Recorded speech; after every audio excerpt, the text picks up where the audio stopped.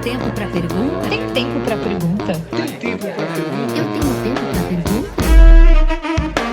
Tem tempo para pergunta. O podcast oficial do TDC.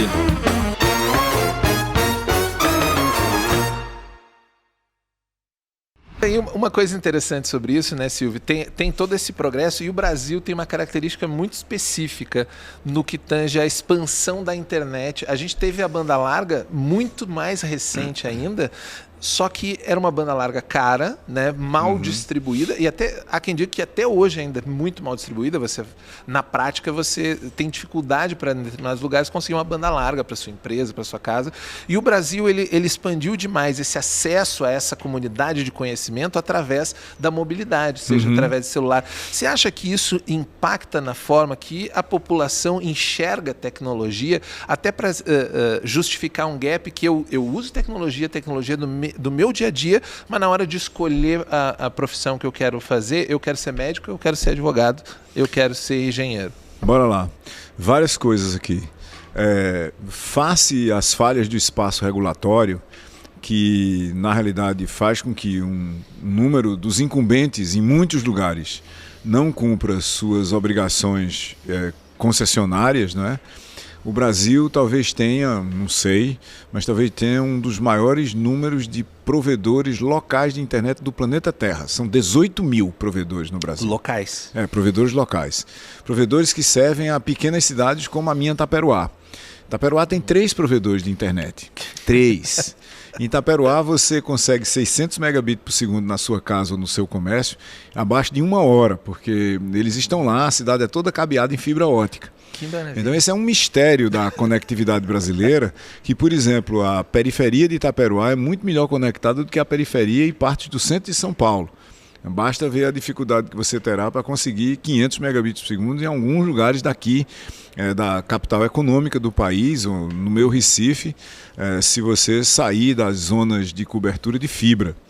Então a gente tem essa coisa no Brasil, primeiro de você ter essa diversidade e essa cobertura feita por provedores locais que fazem basicamente com que, e eles começaram isso de uma forma heróica, com equipamentos montados de qualquer jeito, via rádio e assim por diante, mas você tem cobertura na zona rural basicamente do Nordeste inteiro hoje. E cobertura de 30, de 40, de 50 megabits por segundo a preços que podem ser pagos. É um negócio. E é um mercado inteiro.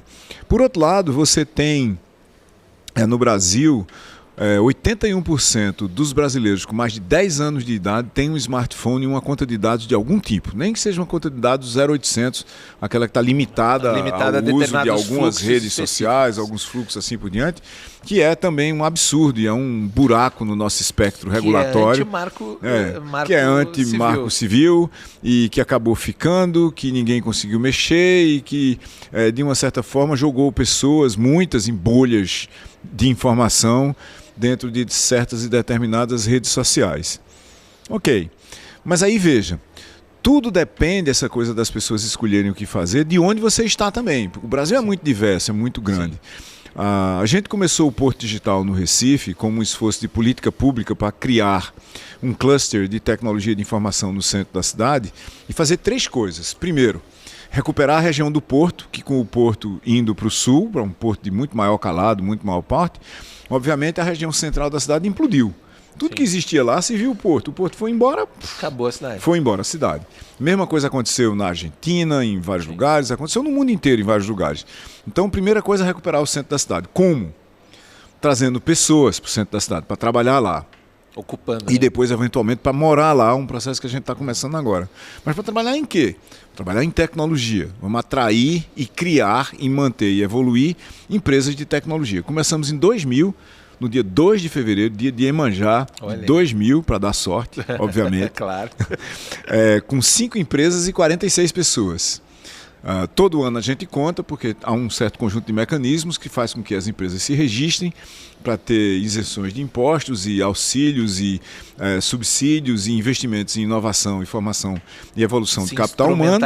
Então a gente tem todo um processo de saber quem está lá e quantas pessoas são empregadas pelas hoje 360 empresas que estavam lá, a nossa última a medida, foi em dezembro de 2022. 360 empresas com 17.500 pessoas e o terceiro maior cluster da economia do Recife, abaixo de saúde. Recife tem o segundo maior polo de saúde do Brasil, e construção civil. Fantástico. Tecnologia é o terceiro lugar. E tecnologia, Porto Digital. Só o Porto Digital, e nem toda a tecnologia do Recife está nessa região do Porto Digital, no antigo Porto do Recife. Aí veja o que acontece.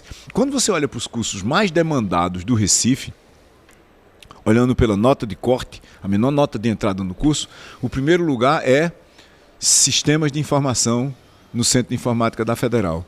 O segundo lugar é Ciência da Computação, no Centro de Informática da Federal. O terceiro lugar é Medicina. O quarto lugar é Engenharia da Computação, no Centro de Informática da Federal.